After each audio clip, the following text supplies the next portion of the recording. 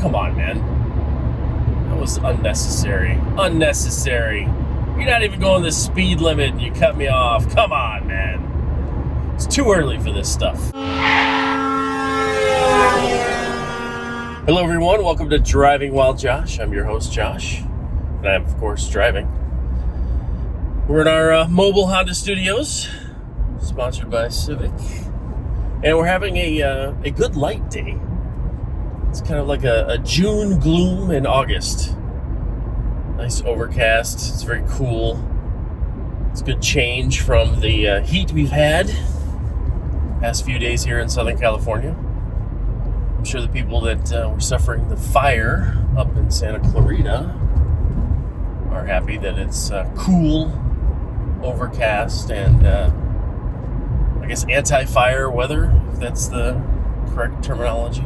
Usually we have a lot of fires when the Santa Anas come and it's, kind of hot and dry, and it's a bit of a mess. It's amazing. I always find it amazing that so many fires start up almost simultaneously, and they're almost always off of freeways. It's like, either someone is a firebug and likes to drive around and start fires, or some people are smoking. I don't know what it is, throwing cigarettes out. There was a fire, I remember, that started because a bird, I think it was like a hawk, it hit some power lines in kind of a weird way, maybe hit a transformer, caught itself on fire as it fell dead after it electrocuted itself, and caught the brush underneath the tower on fire and created this huge fire. The poor bird. What happened to him? He's just flying along. He created a circuit when he landed, the poor guy. And he fell to his death, caught on fire, and then created a fire himself. So it's interesting how stuff like that happens. We are making our way onto the 118 East. Again, I must explain for those of you who aren't from Southern California, which I'm not originally. I'm from Chicago. They put a definite article in front of the streets. I don't get it. Where I come from, if you're giving somebody directions, you say you take I-90 East to 64 North, exit Martindale or whatever, right? Oh, come on, man. That was unnecessary. Unnecessary. You're not even going the speed limit and you cut me off. Come on, man. It's too early for this stuff. And there's a cop behind me, so I've got to be extra cautious as I drive. I'm not going to go over the speed limit. I'm going to keep it cool. Now, I do have my registration paid for, but I don't have the sticker. And I'm going to get in front of this truck. Hopefully the cop doesn't follow me.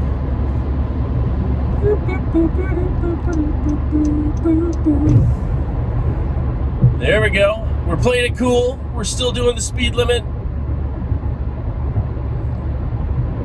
Let's see if he comes over.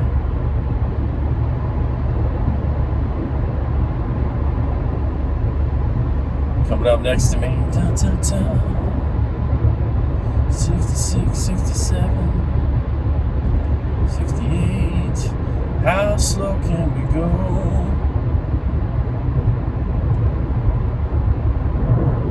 And I don't like it when he's hanging out back there. Makes me nervous. Well, we may have a Driving While Josh where we get pulled over. Hopefully we know. I don't really want a ticket during the Corona days. But hey, whenever I get pulled over, it's usually because of the sticker. My wife got pulled over. We were going on vacation.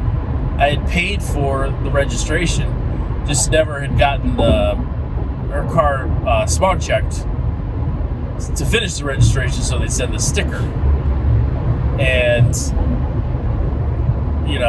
the cop pulled us over, and it was a big of a mess, and I had to go get it all fixed. And all right, the cops pulled way back, so I don't feel like I'm in danger anymore. Man, he was shadowing me.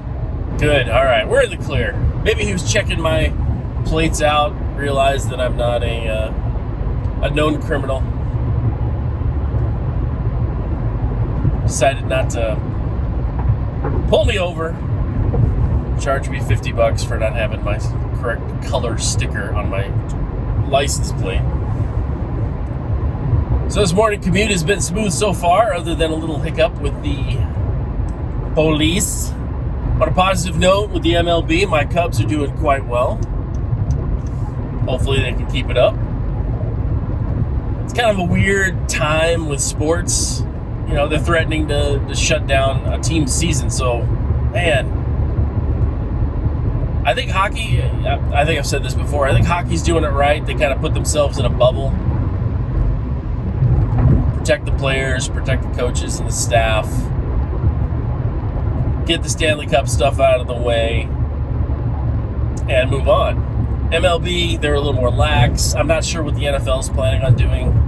But, I mean, all it takes is, you know, your quarterback testing positive for COVID. Then where are you? You know? Do they take that player out? Where's your team? You know, imagine the Patriots are going into the Super Bowl and Brady tests positive for COVID and they say, well, he can't play now. Well, what do you do? Well, you got a backup quarterback. Yeah, sure. You got a backup quarterback. All teams have backup quarterbacks. Sometimes they're 3 or 4 deep. That's fine. But my point is, it's not like it's an injury that's taking the person out. And what if they suffer no symptoms? What if they suffer no illness? You know, they're asymptomatic, or however they phrase it. It's strange times. We're gonna get over it because this is a mess coming up. Woo! We're following a dually. Ram dually. Big old dually, man. Woo! Big truck. I saw an article on Twitter. They were talking about big trucks and how they're designed to intimidate people as you run them over or something like that. Like, I'm pretty sure, you know, I've emptied bales of hay out of the back of trucks in fields. And, you know, I didn't really think, you know what? The way this truck is styled and designed would be really intimidating as you ran somebody over. You know? That never once crossed my mind. But somebody, come on, man. Is there a sign on the front of my car that says, cut me off, please? I think there is. And it's there every day for some reason. Maybe they just know I'm not going to pull up next to them, flip them off, and scream obscenities, which I have seen. I've seen some horrible stuff here on the Los Angeles freeway system. It's a very discourteous driving. It's a very selfish driving. Yeah, so this dude cuts me off, pulls, literally, I have to brake so I don't run into him as he cuts into my lane, and then he goes a snail's pace. So he got out from behind a truck, which apparently was not going fast enough, even though he's doing 65, which I would say is not fast enough. Gets in my lane and then goes 65. Why? Why would you do this? You better be exiting. If you exit here, I will forgive you. If you don't exit, then you're just not a nice person. You're not a nice person. You're just a selfish, self-centered driver. And I shall leave you on your way as I exit and head towards my place of employ. Man, not hitting the lights today. I didn't have the camera on earlier, but yeah, I was not hitting the lights getting to the freeway. Man. Some days it's golden, other days not so much. Today is a not so much day, and that's fine. You can't nail it every day. I do remember watching a what are you waiting on, lady? Christmas? Oh, you're a dude. Golly, why would you wear your hair like that? It's confusing. It's not flattering either. Just FYI. All right. We're going to go for it because this big truck's going for it. He's blocking any cars that would hit us, trying to blow through the intersection. Thank you, sir. Sometimes semi-trucks are helpful on surface streets. But I saw this, not expose, but basically a news investigative reporter thing.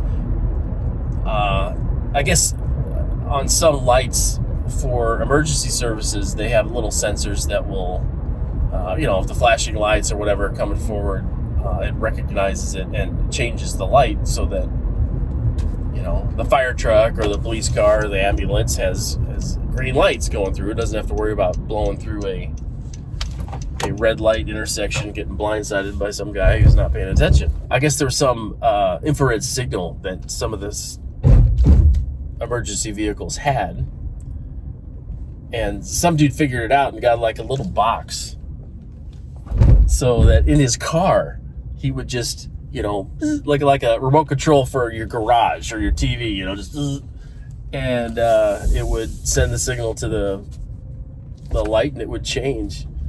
And I guess he was selling them or something, and it was becoming a problem. And so the investigative reporters were like at one of the boxes at one of the lights, and they had a computer hooked up, and a few people tried it with the machine while they were filming, and they got the frequencies and blocked them out. So the guy's little infrared thing didn't work anymore, which is quite sad because I thought it was very innovative, very entrepreneurish to figure that out, although it's probably illegal, which is why they blocked people from doing it. Anyway, that does it for this episode of Driving While Josh. I hope you all are doing well. See ya.